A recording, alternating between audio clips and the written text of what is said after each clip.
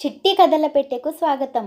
ఇప్పుడు మనం చెప్పుకోబోయే కథ లక్ష్మి లాంటి కోడలు.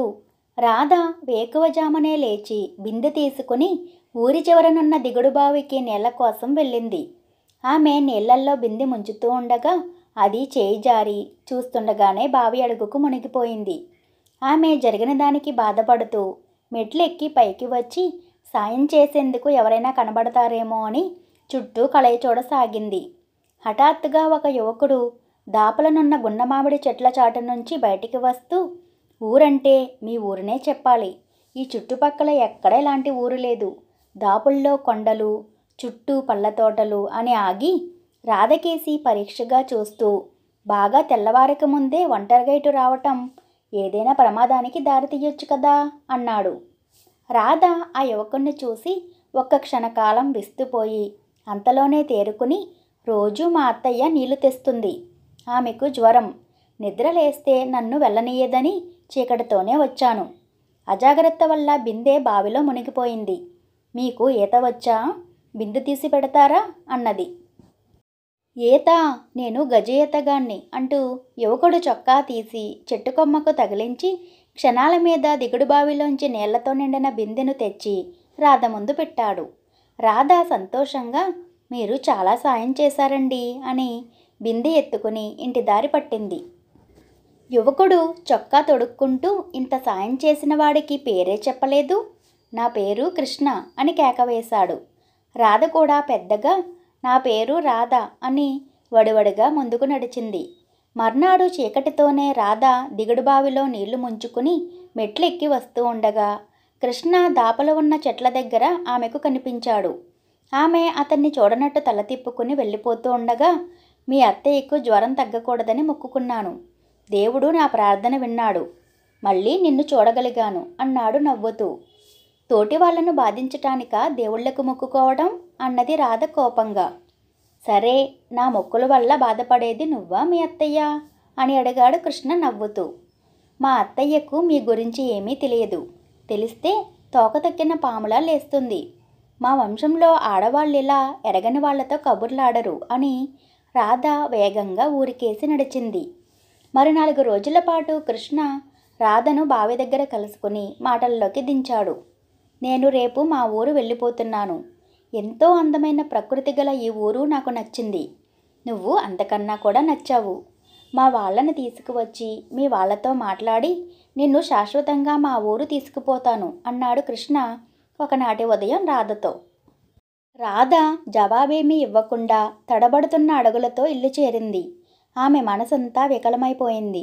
అలాంటి సమయాల్లో ఆమె పక్క ఇంట్లో ఉన్న స్నేహితురాలు విమల దగ్గరకు పోయి కాలం గడిపేసేది.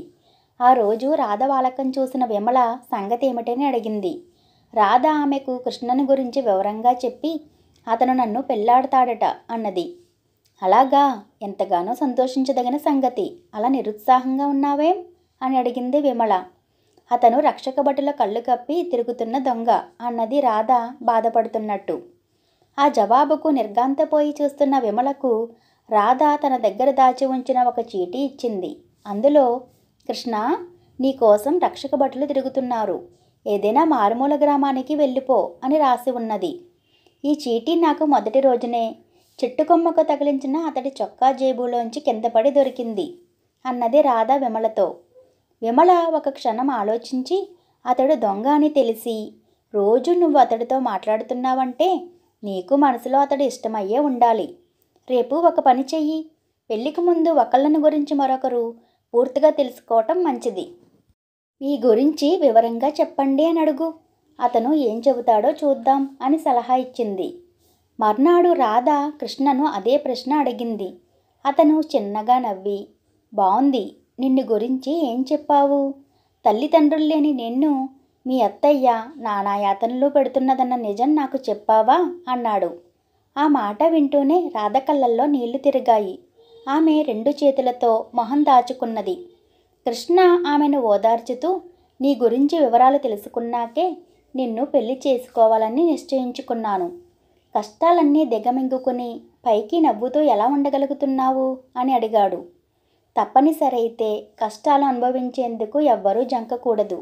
నలుగురికి నా బాధలు చెప్పుకుని చులకన కావటం నాకిష్టం లేదు అన్నది రాధ దృఢ స్వరంతో.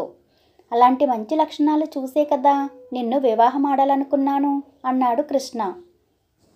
రాధ అతడి కేసి చొరచొరా చూస్తూ, మీరనే అంత మంచి లక్షణాలు గల దాన్ని దొంగని చేసుకుంటానని ఎలా అనుకున్నారు అని అడిగింది.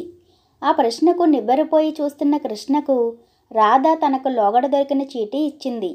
అది చదువుకుని అతను పెద్దగా ఒకసారి నవ్వి, ఈ చీటీలో ఉన్నది నన్ను గురించే, అయితే ఎవరు రాశారో ఎందుకు రాశారో చెబుతాను అంటూ ఇలా చెప్పాడు. అతను లక్షాధికారి కొడుకు. తండ్రికి తగని ధన వ్యామోహం. తల్లి ఇందుకు పూర్తిగా వ్యతిరేకం. కృష్ణ తండ్రి ఇంట్లో ఎవ్వరితోనూ సంప్రదించకుండా ఆ ఊరిలోకెల్లా పెద్ద వ్యాపారస్తుడి కుమార్తెతో అతడి పెళ్లి నిశ్చయం చేశాడు. ఆ అమ్మాయి పరమ కురూపి.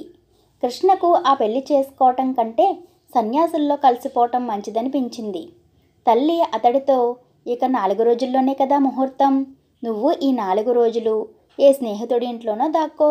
ముహూర్త సమయం వరకు చూసి నువ్వు కనబడకపోతే ఆ అమ్మాయి తండ్రి పంతానికైనా అడిగినంత కట్నం గుమ్మరించి మరెవరికో కూతుర్ని అంటగట్టేస్తాడు, పేడ విరగడవుతుంది అని చెప్పింది. కృష్ణ ఊళ్ళోనే ఉన్న ఒక స్నేహితుడి ఇంట్లో దాక్కున్నాడు. అయితే ఊహించని విధంగా కృష్ణ తండ్రి తన కొడుకు కనబడటం లేదంటూ అధికారులకు ఫిర్యాదు చేశాడు. ఈ సంగతి తెలిసిన కృష్ణ తల్లి ఊళ్ళోనే ఉంటే రక్షక భటులు వెతికి పట్టుకుంటారని కొడుక్కు మరేదైనా దూరగ్రామం పారిపోమ్మని చీటీ రాసి నౌకరు ద్వారా పంపింది. ఇది నా అసలు కథ. ఆ చీటీ చూసి నేను దొంగనని భ్రమపడ్డావు. నిజం తెలుసుకున్నావు కదా. నాతో వివాహం సమ్మతమేనా, ఇంకా ఏమైనా అభ్యంతరాలున్నాయా అని అడిగాడు కృష్ణ తల వంచుకుని నేలచూపులు చూస్తున్న రాధను. నేను మూర్ఖురాలినో అమాయకురాలినో తెలుసుకోగలిగినంత తెలివితేటలు నాకు దేవుడిచ్చాడు కాదు అంటూ రాధ చిన్నగా నవ్వింది. ఆ సంగతి పెళ్ళయ్యాక మా అమ్మని అడిగితే చెబుతుంది. మా నాన్న మాత్రం లక్ష్మిని వెంట తెచ్చే కోడలు రాకపోయినా లక్ష్మి లాంటి కోడలు వచ్చిందని తప్పక సంతోషిస్తాడు. ఇప్పుడే బయలుదేరి వెళ్ళి మా అమ్మ నాన్నలను వెంటబెట్టుకు వస్తాను అని కృష్ణ అక్కడి నుంచి కదిలాడు. ఈ కథ మీకు నచ్చినట్లయితే లైక్ చేసి షేర్ చేయండి. ఇలాంటి మరిన్ని కథల కోసం మన చిట్టి కథల పెట్టే ఛానల్ను సబ్స్క్రైబ్ చేసుకోండి.